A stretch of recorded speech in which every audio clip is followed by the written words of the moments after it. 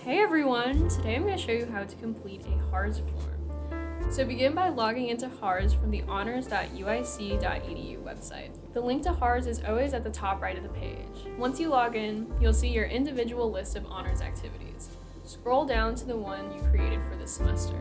If you have multiple activities in one semester, you will need to complete each form.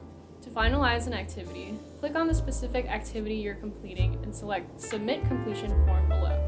This will complete the form and send it on to the activity supervisor. If your activity was one of the experiential learning options such as research, internships, student service, or study abroad, you also need to complete a reflection form at this time. The reflection form is linked in the HARS as well. If you are working on your capstone, please see the instructions in the Honors 322 Blackboard site for more information on completing this type of form. You're now done with this portion of the HARS form for this semester. Thanks for watching!